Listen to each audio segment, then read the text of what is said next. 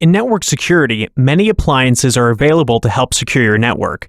The size, needs, and resources of your organization will be factors in determining which ones to implement for your network.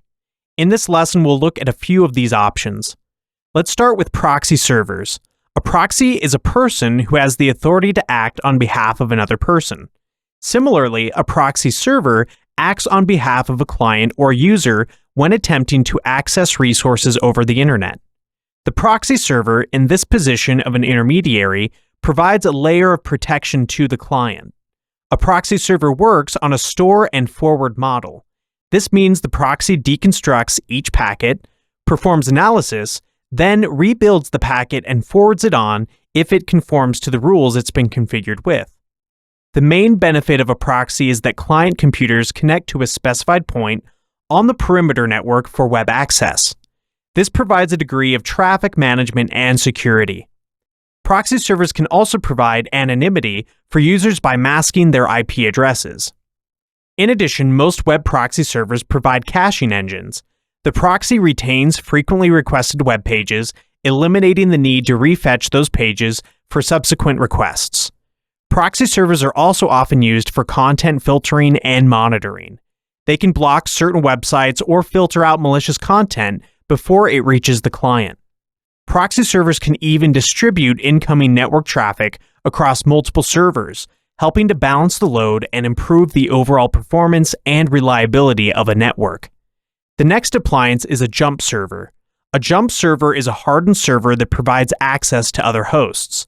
Jump servers are often used for administrative tasks where administrators connect to the jump server first and then use it to access other internal systems, like servers or devices. A jump server is primarily used to enhance security by controlling access to sensitive resources. It acts as a gateway to access certain systems kept isolated from the external network.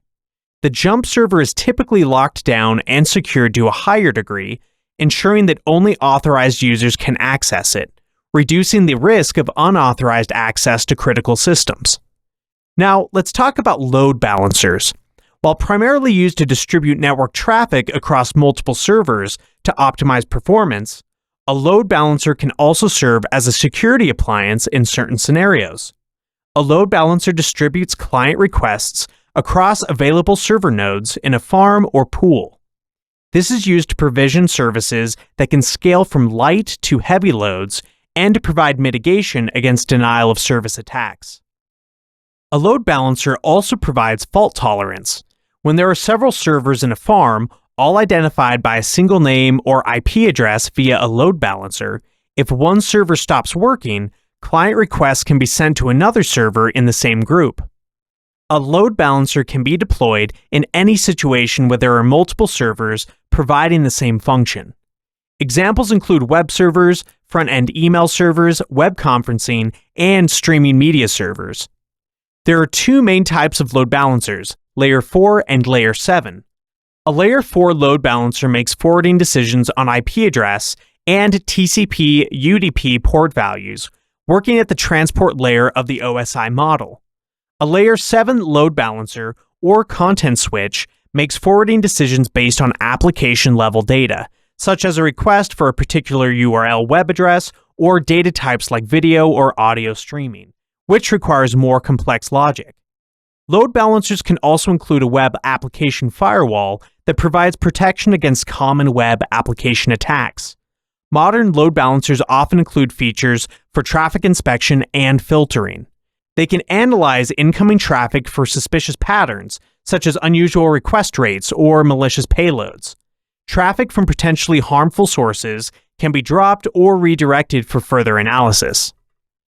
Another network security appliance is a packet sniffer, which is referred to as a sensor. Typically, the packet capture sensor is placed behind a firewall or close to a server of particular importance.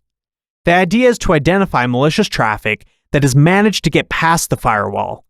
A single sniffer can record a large amount of traffic data, so don't put multiple sensors all over the network without provisioning the resources to manage them properly. Depending on network size and resources, one or only a few sensors are typically deployed to monitor key assets or network paths. The traffic captured by each sensor is transferred to a host or appliance running an intrusion detection system or IDS, such as Snort, Suricata, or Zeek. When traffic matches a detection signature, the IDS raises an alert or generates a log entry but does not block the source host. This type of passive sensor doesn't slow down traffic and is undetectable by the attacker.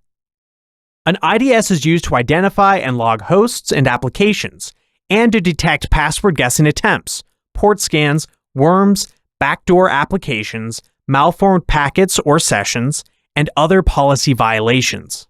The last appliance we'll look at in this lesson is an all-in-one security appliance. An all-in-one security appliance incorporates multiple security functions into a single piece of hardware. Unified Threat Management, or UTM, is the most common all-in-one appliance. UTM puts several key security components into a single device, usually managed using a web interface. Let's look at some of the functionality commonly implemented in all-in-one security devices. One of the first features is URL filtering, which prevents users from accessing URL categories restricted by the organization. These often include pornographic, shopping, and gambling sites. Another feature is content inspection. This helps to ensure that HTTP connections and content meet certain criteria. For example, many filters actively monitor data streams by inspecting the packets in search of viruses, trojans, worms, and other malicious code. These devices also include a spam filter to reduce the chance that your users' mailboxes will fill up with junk email. The UTM will also probably include a firewall, so you can set up rules and log traffic to and from the network. Many devices include an integrated intrusion detection or prevention system that alerts you if a network attack attempt is detected or prevented. An all-in-one device typically contains networking features as well as UTM features. These network features include an integrated switch. For small and remote offices that only have a handful of systems, a small integrated switch provides all the connectivity required. As part of switching, the device may include a network router that allows you to connect to a network backbone using an uplink port. The device may also support traffic shaping to prioritize one type of traffic over another. For example, if the organization is using voice-over IP phones, the all-in-one appliance can give voice traffic priority over normal data traffic. And that's it for this lesson. In this lesson, we discussed a few security appliance options. First, we talked about proxy servers and how they work as middlemen between clients and internet resources. Then we looked at jump servers that are used to control access to sensitive resources. Then we reviewed load balancers and what role they can play in security. After that, we looked at sensors and how they record traffic data and supply that information to an IDS, which flags anything with a matching detection signature.